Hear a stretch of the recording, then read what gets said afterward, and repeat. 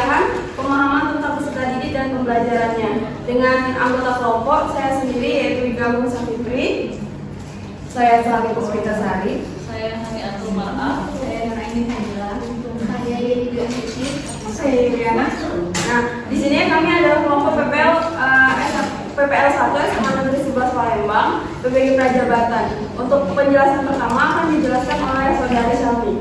Baik, terima kasih kepada Saudari Ika. Di sini saya akan menjelaskan tentang upaya peningkatan prestasi belajar peserta didik melalui penerapan pembelajaran diferensiasi berbasis teknologi. Yang pertama, sebelum melakukan pembelajaran berdiferensiasi berbasis teknologi, langkah pertama yang kami lakukan yaitu mengobservasi profiling peserta didik kelas 10 SMA Negeri 11. Kegiatan observasi profiling ini kami lakukan di kelas 10-6, yaitu di kelas pertengahan, tidak juga kelas pintar maupun tidak juga kelas yang memiliki tingkat kognitif yang rendah. Jadi kami memilih kelas yang paling tengah. Adapun hasil yang didapat yaitu dari latar belakang etnik dan kultural. Di SMA 11 itu terdapat berbagai suku seperti Jawa, Melayu, Palembang, Batak, dan agamanya juga cukup beragam, yaitu ada Islam, Kristen, dan ada juga Katolik sebagian.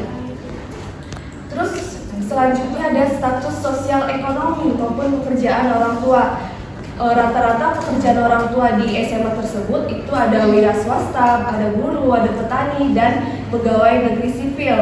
Nah, yang selanjutnya itu ada observasi kegiatan hasil dari gaya belajar. Yang pertama itu ada audio visual, itu terdapat 48,6%, ada kinestetik itu sebesar 31,40%, visual 14%, dan audio 5,70%. Dari hasil gaya belajar ini didapati gaya belajar yang paling dominan yaitu audio visual, karena rata-rata seumuran mereka atau anak SMA itu lebih suka belajar dengan melihat video. Langkah selanjutnya yaitu analisis permasalahan. Dari hasil observasi tersebut yang telah dilakukan, permasalahan yang terjadi yaitu peserta didik di SMA Negeri 11 terutama di kelas 10 dalam pembelajaran masih tergolongan rendah, yaitu aktivitas antara guru dan peserta didik itu kurang aktif, sehingga didapatkan rumusan masalah bagaimana pengaruh penerapan pembelajaran berdiferensiasi berbasis teknologi untuk meningkatkan hasil belajar dan menciptakan peserta didik yang aktif dalam proses pembelajaran. Aktif yang dimaksud yaitu aktif dalam proses maupun hasil belajar yang meningkat dari sebelumnya. Selanjutnya akan dilanjutkan oleh rekan saya. Terima kasih Saudara Syami.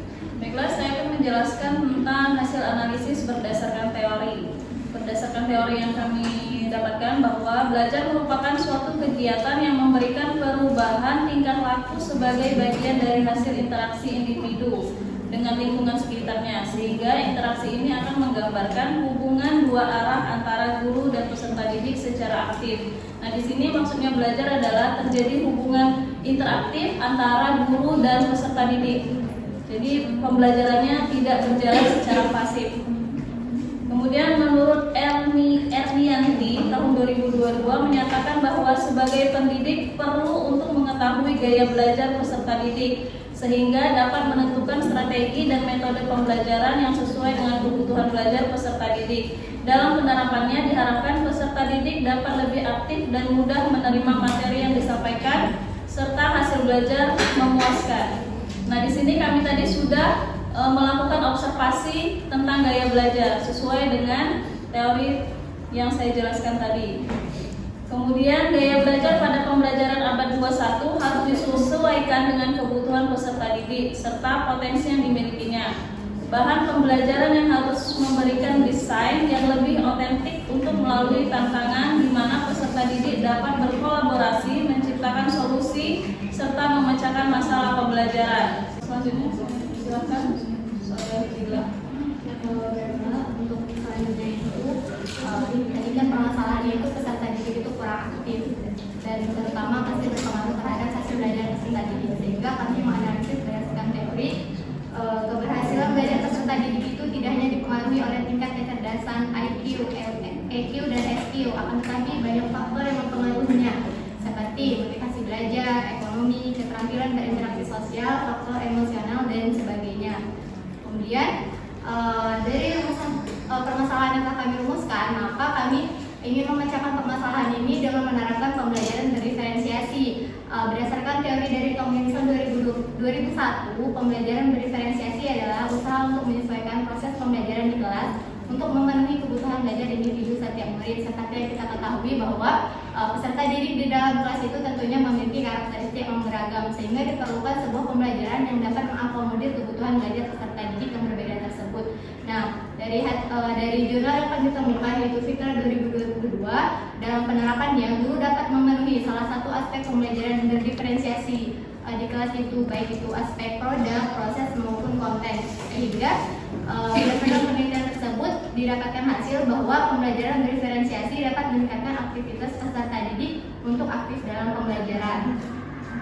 Selanjutnya yaitu asesmen yang kami desain di PPL SMA 11 di kelas yang kami ambil sebagai sampel ya, ada 3, yaitu asesmen diagnostik, formatif, dan sumatif. Di mana asesmen diagnostik ini berupa non-kognitif, yaitu menganalisis gaya belajar peserta didik yang ada di kelas tersebut. Kemudian untuk asesmen formatif kami melakukan penilaian pengetahuan dalam bentuk LKPD, penilaian sikap, dan penilaian keterampilan yaitu presentasi. Dan untuk asesmen sumatif kami melakukan membuat asesmen yaitu untuk ulangan harian. Selanjutnya akan dijelaskan oleh Ibu.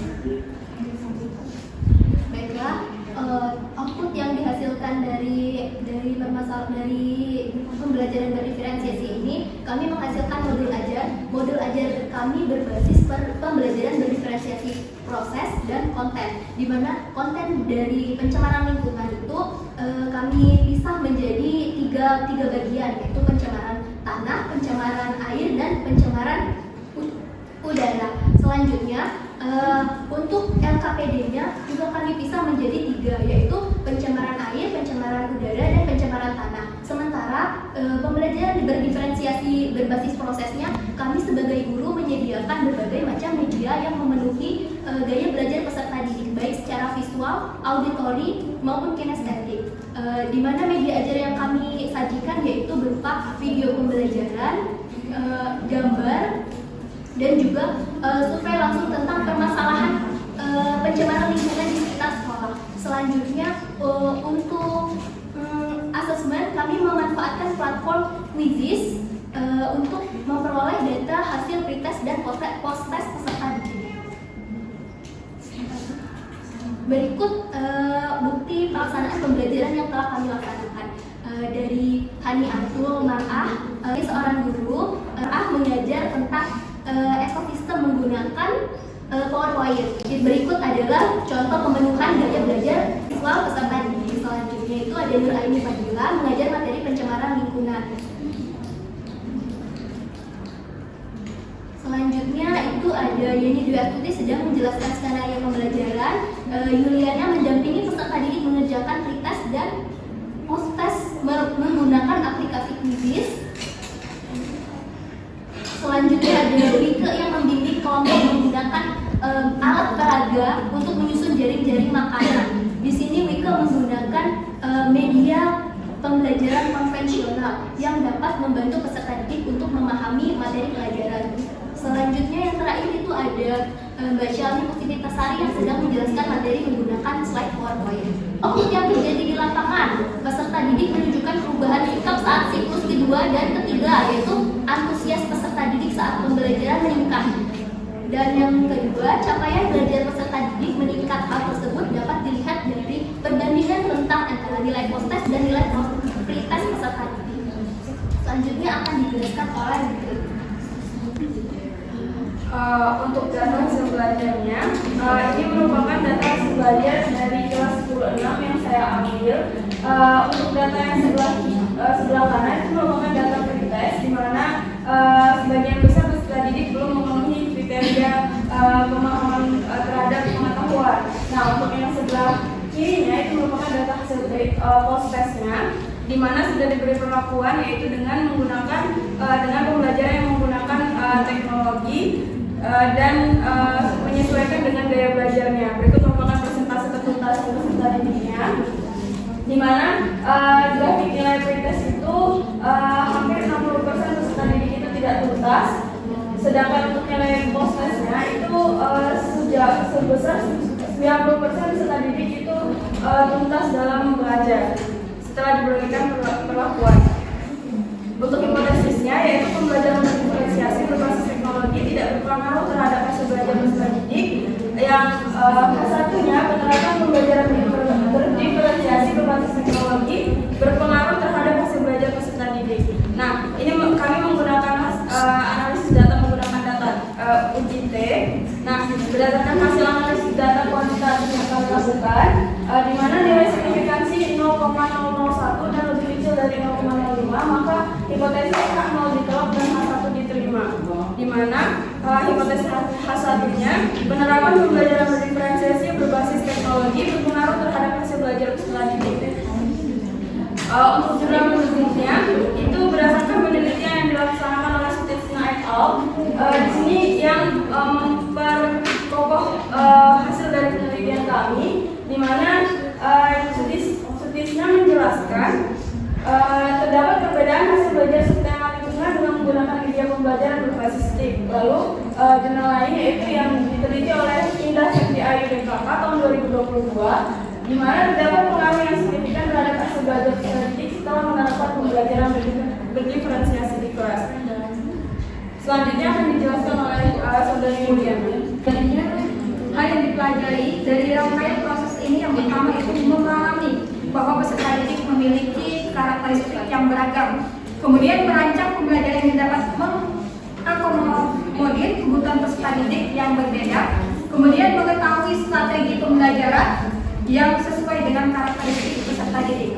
Tips yang dapat diberikan kepada masyarakat luas itu yang pertama memberikan inspirasi mengenai pemanfaatan teknologi digital sebagai penunjang proses pembelajaran, kemudian memberikan inovasi kepada masyarakat untuk membimbing peserta didik dalam belajar dengan yang sesuai dengan karakteristiknya.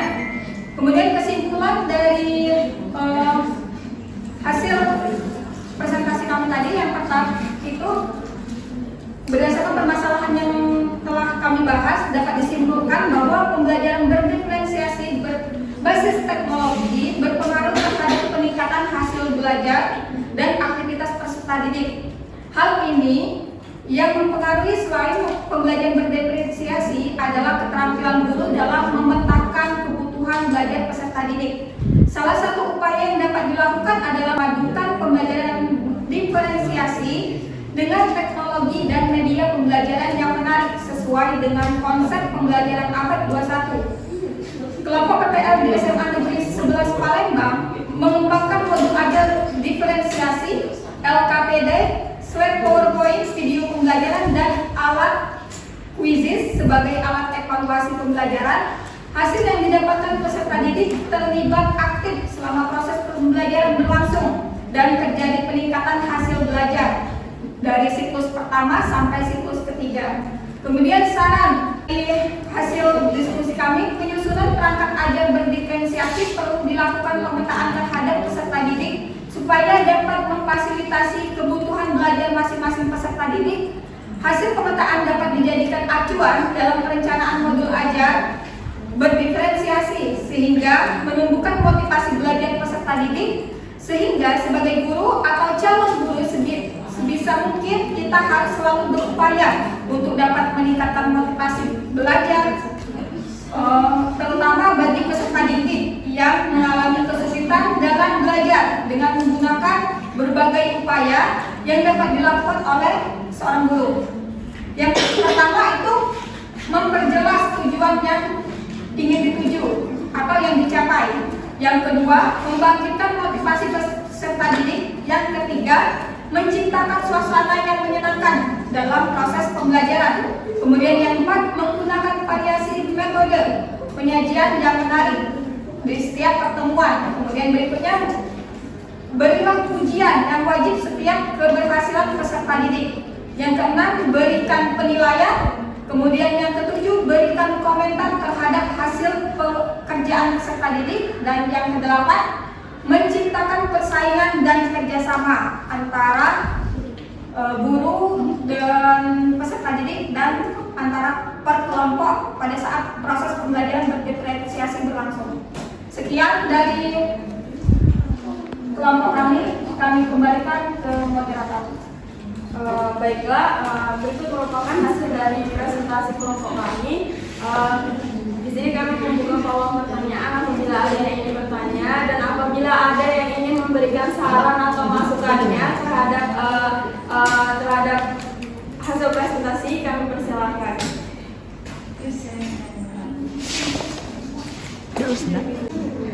Oke, baik. Perkenalkan kami dari kelompok 3 PPL SMA 10. Izin bertanya terkait dengan pembelajaran berdiferensiasi yang dijelaskan oleh Saudara Yeni, bahwa diferensiasi proses tadi didapat dari hasil gaya belajar.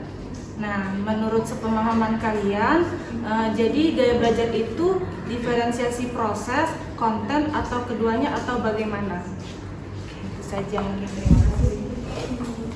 Gaya belajar itu dapat digunakan sebagai pemetaan terhadap gaya belajar konten dan juga gaya belajar proses. Hal itu dapat dilihat dari checklist yang ada pada pembelajaran berdiferensiasi, bahwa pada indikator pembelajaran berdiferensiasi konten itu ada pemenuhan tentang gaya belajar, dan pada indikator diferensiasi proses itu juga ada tentang pemenuhan gaya belajar peserta didik.